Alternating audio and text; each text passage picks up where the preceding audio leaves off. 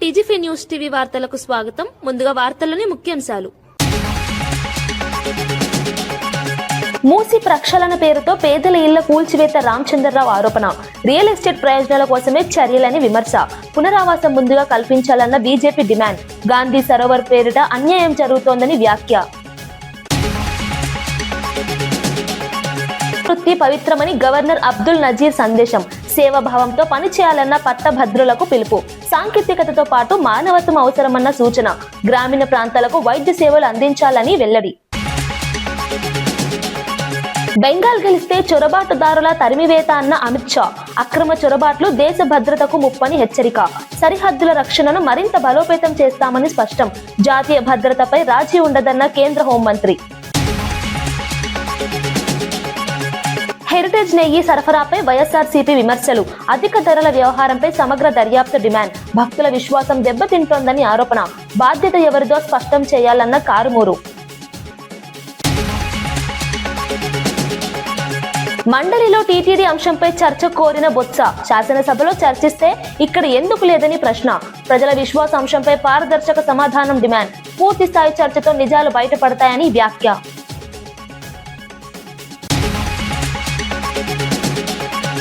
పశ్చిమ బెంగాల్ అసెంబ్లీ ఎన్నికల్లో బీజేపీ విజయం సాధిస్తే చొరబాటుదారులను దేశం నుంచి తరిమేస్తామని కేంద్ర హోంమంత్రి అమిత్ షా స్పష్టం చేశారు. బీహార్లోని ఆరా జిల్లాలో జరిగిన సశస్త్ర సీమా బల్ కార్యక్రమాల్లో పాల్గొన్న ఆయన అక్రమ చొరబాట్లు దేశ భద్రతకు తీవ్రమైన ముప్పుగా మారాయని పేర్కొన్నారు. బెంగాల్లో తమ ప్రభుత్వం ఏర్పడితే చట్ట విరుద్ధంగా దేశంలోకి ప్రవేశించిన వారిని గుర్తించి బయటకు పంపే ప్రక్రియను బీహార్ నుంచే ప్రారంభిస్తామని వెల్లడించారు. జాతీయ భద్రత విషయంలో రాజీ పడబోమని, సరిహద్దుల రక్షణను మరింత బలోపేతం చేస్తామని తెలిపారు. దేశ సమగ్రతను కాపాడటమే తమ ప్రధాన లక్ష్యమని పేర్కొన్నారు. ప్రజలు జాతీయ భద్రత విషయంలో అప్రమత్తంగా ఉండాలని పిలుపునిచ్చారు.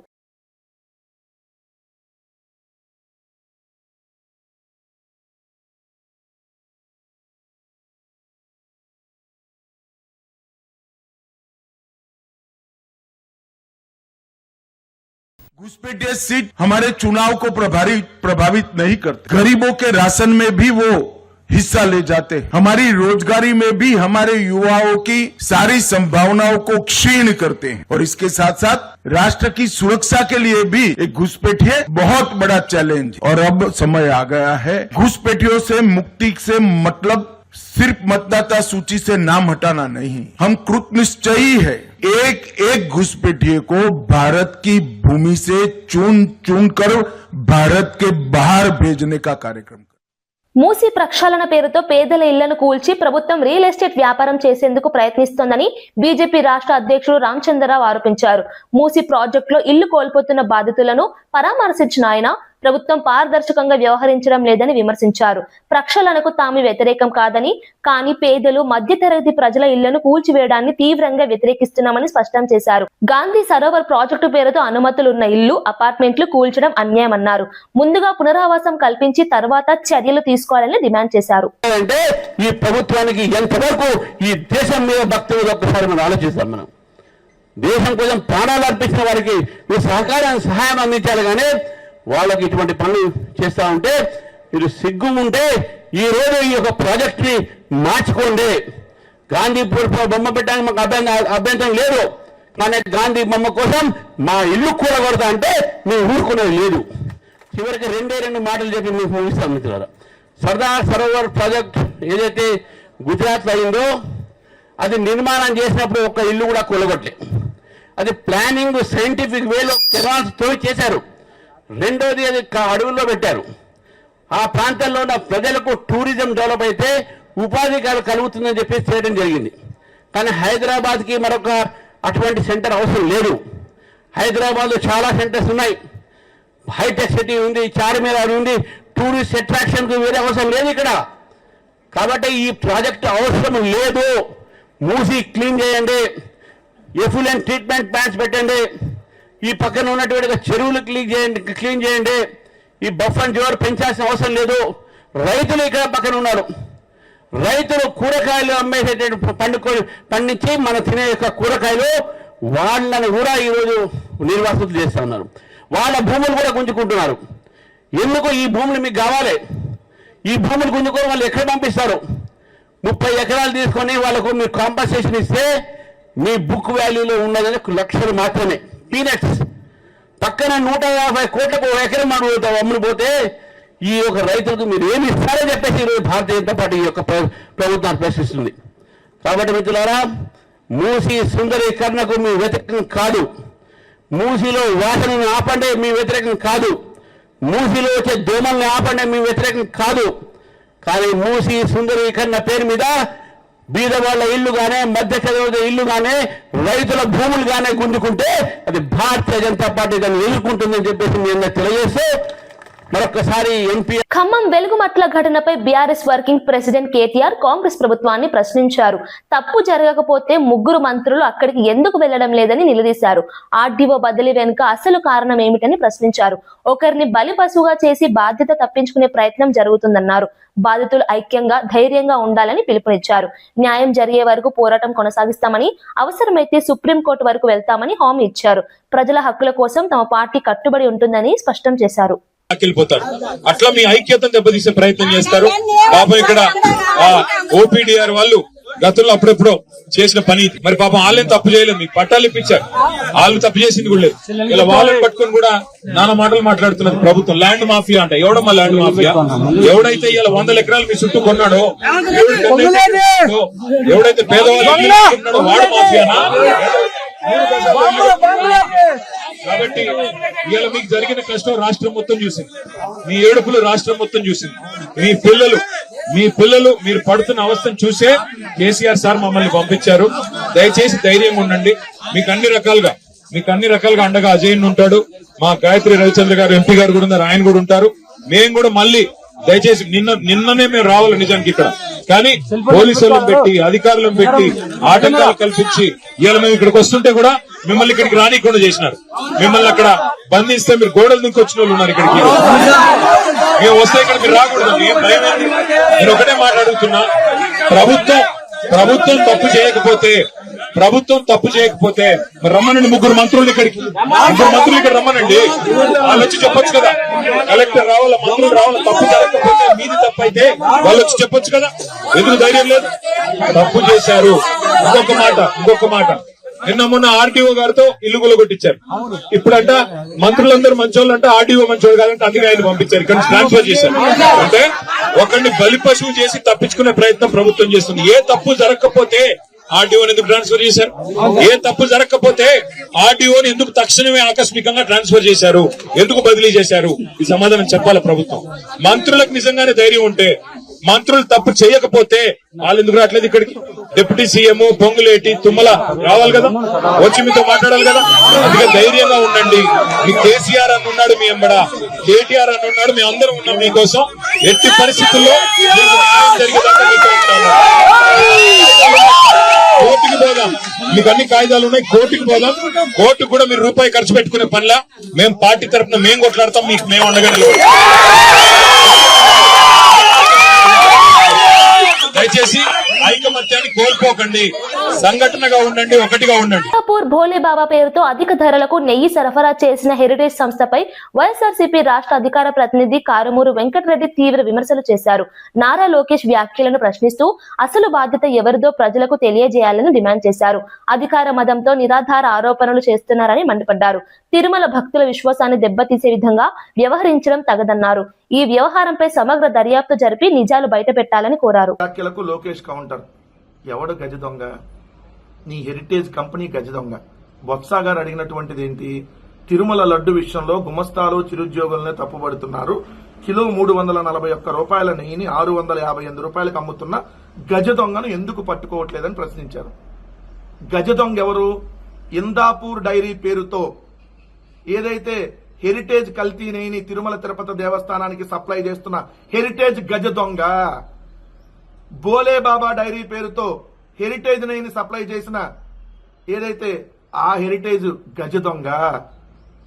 వైష్ణవి డైరీ పేరుతో సంగం డైరీ నెయ్యిని సప్లై చేస్తున్నటువంటి ఆ సంగం డైరీ గజ దొంగ. వీటన్నిటికీ మాస్టర్ గజ దొంగ మీ హెరిటేజు. గజ దొంగ గిజ దొంగ అని పిచ్చ మాటలు మాట్లాడావు కదా నారా లోకేష్. 341 రూపాయల నెయ్యిని 658 రూపాయలకి తిరుమల తిరుపతి దేవస్థానానికి నెయ్యిని సప్లై చేస్తున్న వాళ్ళు గజ దొంగలు. ఇది మీరు దొంగల ముఠ, మీది గజ దొంగల డైరీల ముఠ మీది. ఆ గజ దొంగల డైరీల ముఠాలకి హెడ్ మీ హెరిటేజు. అసలు దొంగల గురించి మాట్లాడుతున్నావు కదా మీ నాన్న. ఇదే చంద్రబాబు నాయుడు గారు చిత్తూరు రైల్వే స్టేషన్ లో జేబులు కొట్టేవాడని చెప్పి నేనల్లా, నాకు తెలియదు, నేను చూడలా. కానీ మీ కేబినెట్ లో ఉన్నటువంటి మంత్రి నాదెండ్ల మనోహర్ గారి తండ్రి నాదెండ్ల భాస్కర్ రావు గారు చెప్పాడు. ఒకసారి వీడియో చూడు, మరి దీనికి సమాధానం చెప్పు. ముందు నాదెండ్ల భాస్కర్ రావు గారి దగ్గర నుంచి వివరం తీసుకో. మీ నాన్న చిత్తూరు రైల్వే స్టేషన్ లో జేబులు కొట్టేవాడా కాదా అని చెప్పి. పిల్లనిచ్చిన మామ చెప్పాడు గాంధీని చంపిన గాడ్సే కంటే నీచుడు నా అల్లుడు చంద్రబాబు నాయుడు అని చెప్పి. మీ దొంగతనాల గురించి, మీరు చేసేటటువంటి గలీజు పనుల గురించి అందరికీ తెలుసు. ఎవడ గలి దొంగ అందరికీ తెలుసు. వివిఆర్ వెంచర్స్ కి మీకు సంబంధం లేదా? వివిఆర్ వెంచర్స్ కి సంబంధం లేకుంటే హెరిటేజ్ ఎలా దాంట్లో పెట్టుబడి పెట్టింది?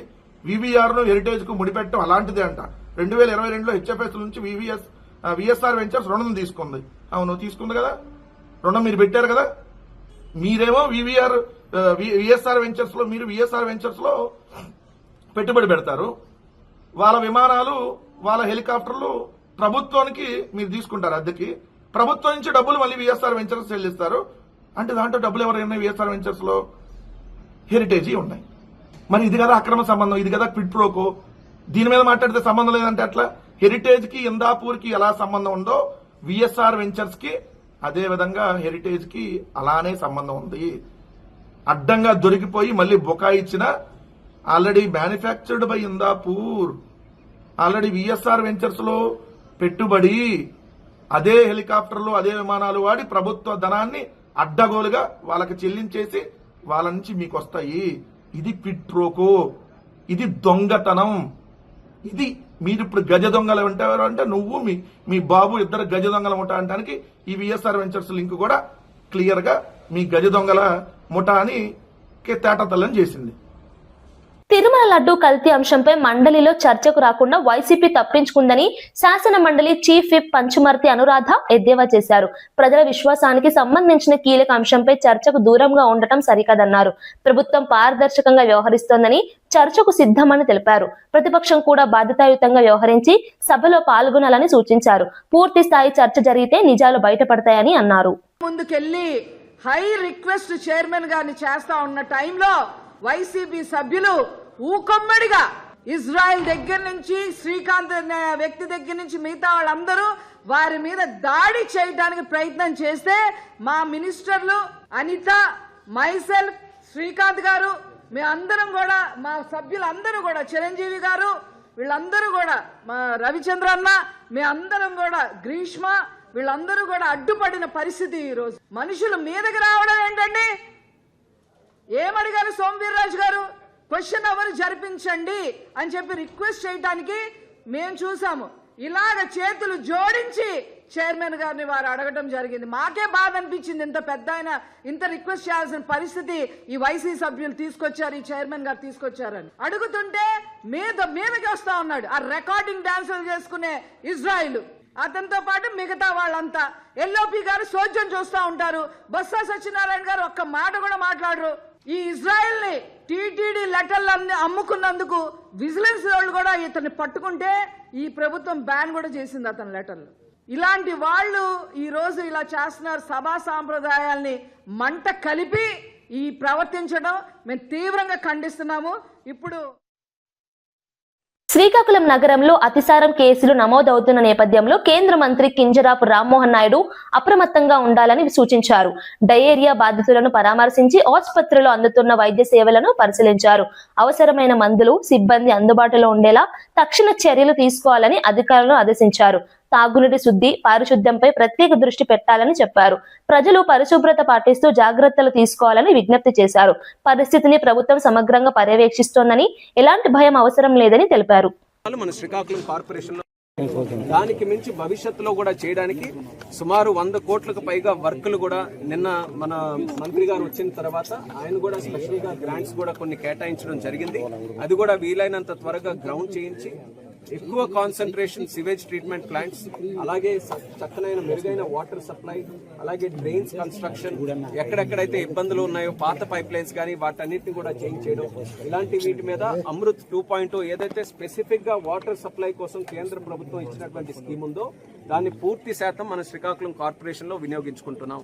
అలాగే సుడా అర్బన్ డెవలప్మెంట్ అథారిటీ నుంచి కూడా మనం ప్రత్యేకంగా సుమారు 12 కోట్ల రూపాయలు ఇక్కడ కేటాయించుకొని దాని ద్వారా డ్రైన్స్ ను కూడా అప్గ్రేడేషన్ గానీ ఎక్కడైతే కొత్త డ్రైన్లు కట్టాలో ఆ కార్యక్రమాలన్నీ కూడా చేస్తున్నాం. అంటే ఏ కోణం కూడా విడిచిపెట్టకుండా అవసరం దీనికంటే మరిన్ని జాగ్రత్తలన్నీ కూడా తీసుకొని ఒక పక్కన ఇక్కడ ఉన్నటువంటి పేషెంట్స్ కానీ లేకపోతే ఇందులో బారిన పడినటువంటి విక్టిమ్స్ కానీ వాళ్ళందరినీ కూడా చూసుకుంటూ మరొక పక్కన భవిష్యత్తులో కూడా ఇలాంటి సమస్యలు ఎప్పుడు కూడా కార్పొరేషన్ లో రాకుండా చూసుకోవడానికి అన్ని ప్రయత్నాలు కూడా మేము చేస్తున్నాం. దానికి ఈ రోజు ప్రత్యేకంగా ఈ యొక్క రివ్యూ కూడా పెట్టుకున్నాం. ఇప్పుడే కుటుంబాన్ని సందర్శించాం, హాస్పిటల్ కూడా ఇప్పుడు వెళ్తాను, అక్కడ ఉన్న పేషెంట్స్ అందరినీ కూడా కలుస్తాను. అలాగే మున్సిపాలిటీలో కార్పొరేషన్ లో దీనికి సంబంధించి ఏ చర్యలు తీసుకోబోతున్నారని కలెక్టర్ గారితో ప్రత్యేకంగా రివ్యూ చేస్తాం. కల్తీ నెయ్యి అంశంపై శాసన మండలిలో తీవ్ర గందరగోళం చోటు చేసుకుంది. ఈ విషయంపై ప్రతిపక్షం తక్షణ చర్చకు డిమాండ్ చేయగా సభలో నినాదాలు వినిపించాయి. చైర్మన్ మోషేన్ రాజు ముందుగా ప్రతిపక్షానికి మాట్లాడే అవకాశం ఇస్తామని ప్రకటించారు. ప్రజల విశ్వాసానికి సంబంధించిన అంశమని సభ్యులు పేర్కొన్నారు. ప్రభుత్వం పూర్తి వివరాలు వెల్లడిస్తామని తెలిపింది. చివరకు చర్చకు సమయం కేటాయిస్తామని హామీ ఇవ్వడంతో సభా కార్యక్రమాలు కొనసాగాయి. ఈ సభను ఏం జరపాలి, ఎట్లా జరపాలి అనేటువంటిది గవర్నమెంట్ గైడ్ చేస్తారా సార్? ఎందుకు లేస్తున్నారు? ఎందుకు వినడానికి ఎందుకు సిద్ధంగా లేరు? ప్రభుత్వం ఈరోజు ఈ అంశం మీద సమాధానం చెప్పడానికి ఎంతసేపు అయినా సిద్ధంగా ఉంది. వినడానికి ఓపికగా ఉండండి. రోజులాగా వాకౌట్ చేసి పోవద్దండి. సభ సాంప్రదాయం ప్రకారం మంత్రి గారు మాట్లాడతారు. మీరు ఎంతసేపు మాట్లాడతారో మాట్లాడండి. మా సభ్యులు అంతసేపు మాట్లాడతారు. తర్వాత ప్రభుత్వం రిప్లై ఇస్తుంది. ఎఫ్ఎం గారు మీరు చెప్పేది కరెక్ట్ కాదు. ఎందుచేతనంటే మీకు తెలుసు, ఇందులో షార్ట్ డిస్కషన్ లో మంత్రి గారు స్టేట్మెంట్ ఇవ్వడానికి రూల్ లేదు. మీరు స్టేట్మెంట్ ఇవ్వాలనుకుంటే ప్రభుత్వానికి హక్కు ఉంది. కౌన్సిల్ దగ్గర నుంచి స్టేట్మెంట్ ఇమ్మని చెప్పిన తర్వాత స్టేట్మెంట్ ఇవ్వద్దు. Yes sir, it's your sir, it is your communication. That is wrong sir, it is your communication. అధ్యక్ష, ఇప్పుడు మంత్రి గారు మాట్లాడారు. నేను ముందే మిమ్మల్ని అడిగాను సార్, స్టేట్మెంట్కి ఏమైనా సరే గవర్నమెంట్ నుంచి వచ్చి ఇవ్వడానికి వచ్చి కాపీలు తయారు కదా, మీ దగ్గరికి వచ్చిందా, ఏమైనా దాని మీద ఏమైనా పర్మిషన్ ఉందా అంటే నాకు ఏది రాలేదు, రూల్ పాయింట్ ముందర చూడండి, రూల్ లేదని మీరు నాకు చెప్పారు. నా నోటీస్ లో లేదండి. కాగితం నా నోటీస్ లో లేదు. ఈ షార్ట్ డిస్కషన్ మీద ప్రభుత్వం చర్చించడానికి సిద్ధంగా ఉంది. ఎల్ఓపి గారు మీద దోపిడీ చేయడానికి ఈ ప్రభుత్వం చేస్తుంది. ఇవన్నీ అబద్ధాలు. ఎల్ఓపి గారు మంత్రి గారు మాట్లాడతారు. మేము మీ దృష్టికి తీసుకొచ్చేది ఒక్కటే సార్, ఈ అంశాన్ని డిస్కస్ చేయడానికి ప్రభుత్వం సిద్ధంగా ఉంది. లడ్డూ మీద ప్రభుత్వం స్టేట్మెంట్ ఇస్తుంది అని అంటే ఎందుకు భయపడుతున్నారు మీరు? వినడానికి ఎందుకు సిద్ధంగా లేరు? తెల్లవారుజామున 2 గంటల వరకు ఈ ప్రభుత్వం దానికి సమాధానం చెప్పడానికి, చర్చించడానికి సిద్ధంగా ఉంది. మీరు చేసినటువంటి అవినీతిని, దుర్మార్గాన్ని, హిందూ సమాజ వ్యతిరేక చర్యల్ని ఎండగట్టడానికి ఈరోజు ప్రభుత్వం ఇక్కడ సిద్ధంగా నిలబడింది. ప్రభుత్వ స్టేట్మెంట్ వినడానికి మీరెందుకు భయపడుతున్నారు? ఎందుకు భుజాలు అసైన్డ్ భూములను హరిత ఇంధన కంపెనీలకు లీజుకు ఇచ్చేందుకు శాసనసభ చట్ట సవరణకు ఆమోదం తెలిపింది. పునరుత్పాదక శక్తి రంగాన్ని ప్రోత్సహించడమే లక్ష్యమని ప్రభుత్వం తెలిపింది. రైతుల హక్కులు కాపాడేలా నిబంధనలు అమల్లో ఉంటాయని స్పష్టం చేసింది. గ్రీన్ ఎనర్జీ ప్రాజెక్టులకు ఇది దోహదపడుతుందని పేర్కొంది. ప్రతిపక్షం భూముల రక్షణపై సందేహాలు వ్యక్తం చేయగా ప్రభుత్వం పారదర్శకత పాటిస్తామని హామీ ఇచ్చింది. 2047 అని జీరో కార్బన్ స్థాయికి చేరుకోవాల లక్ష్య సాధన కోసం అధ్యక్ష ఈ సవరణ చాలా దోహదపడుతుంది అధ్యక్ష. రాష్ట్రంలో 10,000 మెగావాట్ల సౌర విద్యుత్ ప్రాజెక్టులకు ఏర్పాటు చేయడం ద్వారా సౌర విద్యుత్ ప్రాజెక్టు పథకంను అమలు చేయాలని నిర్ణయించింది అధ్యక్ష. ప్రత్యక్షంగా పరోక్షంగా రెండింటి ద్వారా 7,50,000 మందికి ఉపాధి కల్పించడమే అంచనా వేస్తాను అధ్యక్ష. గవర్నమెంట్ నూతన AP integrated clean energy policy తీసుకొచ్చారు. దానికోసం ఈ అసైన్డ్ చట్టాన్ని కొంతమేరకు సడలించాలనే ముఖ్యమైన ఉద్దేశాన్ని సమర్థిస్తున్నాం అధ్యక్ష. నేను చేసే సూచన ఏంటంటే అధ్యక్ష, ఇందు మూలంగా తరతరాలుగా అణిచివేయబడి ఏమాత్రం సౌకర్యం లేక బతకడానికి ఇబ్బంది పడిన వ్యక్తుల దగ్గర నుంచి మనం భూమి తీసుకుంటున్నప్పుడు ఖచ్చితంగా వారికి కాంపెన్సేషన్ ఇవ్వాలి. వాళ్ళ భూమికి తగ్గ వాల్యూని కట్టి ఆ వాల్యూ ప్రకారం వారికి అవకాశాలు కల్పించాలని కోరుకుంటున్నాను. కార్బన్ ఉద్గారాలు తగ్గిపోవటం ప్రజలందరికీ అవసరం. ఒక్కటి ఏంటంటే మా గిరిజనులు, ఎస్సీలు, కొంతమంది అమాయకులైన బీసీలు కూడా వాళ్ళకి ఇచ్చిన అసైన్ ల్యాండ్స్ వేరే వాళ్ళు 5,000కి 10,000కి, నాకు తెలుసు కొన్ని గ్రామాల్లో ఇప్పుడు 20 ఏళ్ల క్రితం 5,000కి 10,000కి తీసుకొని ఇప్పుడు కంపెనీలకి 20 లక్షలు 30 లక్షలకి కంపెనీలకు అమ్ముకొని వాళ్ళ చేత సంతకం పెట్టించుకొని ఆ బ్యాంక్ అకౌంట్లో చెక్కుల మీద పెట్టుకొని డ్రా చేసిన సంఘటనలు ఉన్నాయి. అధ్యక్ష, నేనేమంటానంటే ఆ లీజు ఆ పేద కుటుంబానికి చెందేటట్టు చేసుకోవాలా, మధ్యలో ఎవరైనా దాన్ని ఎంకరేజ్ చేసి ఉంటే వాళ్ళకి పోకుండా చూసుకోవాల్సిన అవసరం ఉంది. అధ్యక్ష, ఈ ప్రభుత్వం ఎప్పుడు కూడా పేద ప్రజలకు అండగా ఉంటుంది. అధ్యక్ష, ఏదైతే భూములు తీసుకుంటా ఉన్నారో ఆ భూమిలో ఉండే ఎవరైతే ఇచ్చారో ఎస్ఐరీస్కి వాళ్ళకే శ్రమించే విధంగా, వారికి కూడా ఉపాధి కల్పించే విధంగా కూడా అదనపు ఆదాయం వచ్చే విధంగా చేస్తున్నాం. అధ్యక్ష, దాంతోపాటు అధ్యక్ష ప్రతి 2 ఏళ్లకు కూడా 5% లీజును పెంచే విధంగా ప్రాపర్ గా చేస్తాను సార్. అలాగే సంతోష్ వైస్ చైర్మన్ హఫీజ్ షేక్ షఫీ పదవి బాధ్యతలు స్వీకరించారు. కార్యక్రమంలో TGIAC chairperson Nirmala Jaggareddy, municipal commissioner Srinivas Reddy పాల్గొన్నారు. పట్టణ అభివృద్ధి, పారిశుద్ధ్యంపై ప్రత్యేక దృష్టి సారిస్తామని తెలిపారు. ప్రజల సమస్యలను ప్రాధాన్యతగా తీసుకుని పరిష్కరిస్తామని హామీ ఇచ్చారు. ప్రజాప్రతినిధులు, కౌన్సిలర్లు కార్యక్రమంలో పాల్గొన్నారు.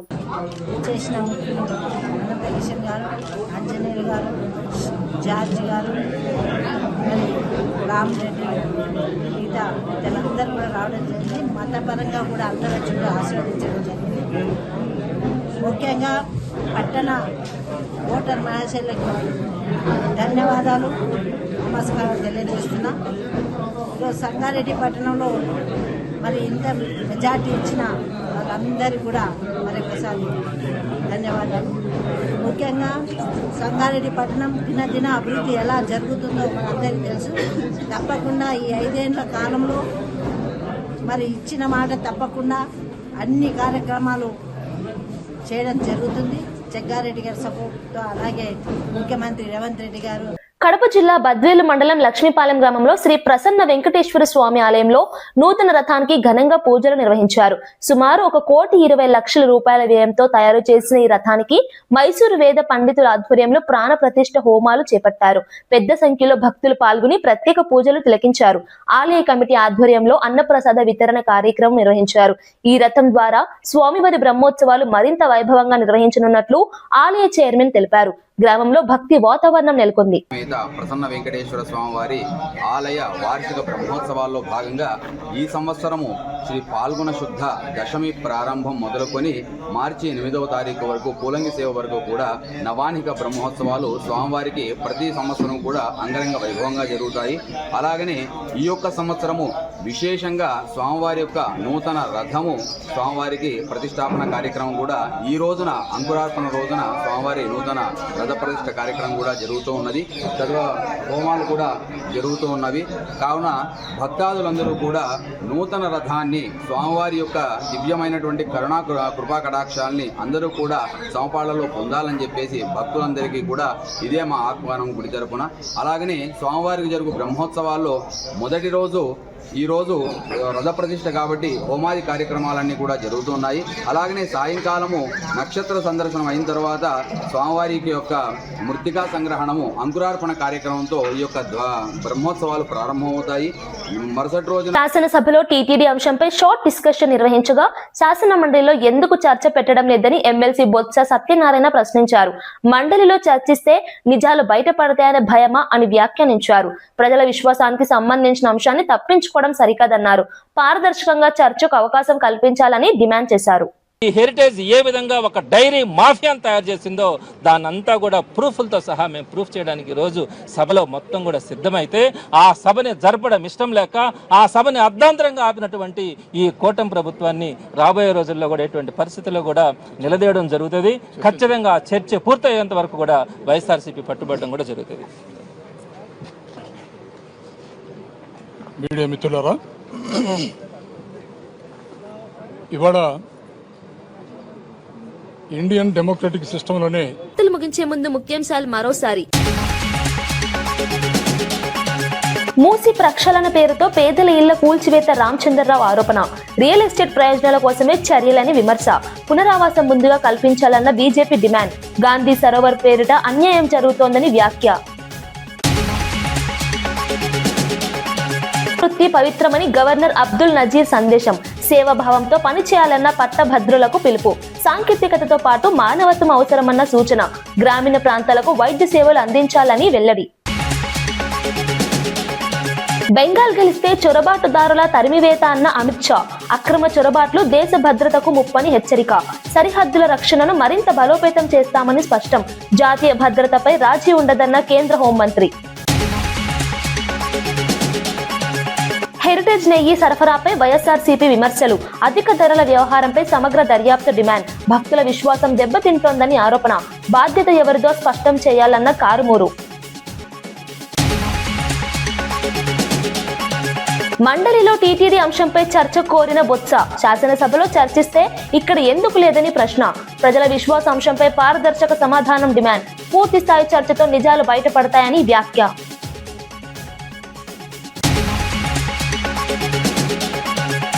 ఇవి ఈనాటి వార్తా విశేషాలు. మరో బులెటిన్లో మళ్ళీ కలుద్దాం. నమస్కారం.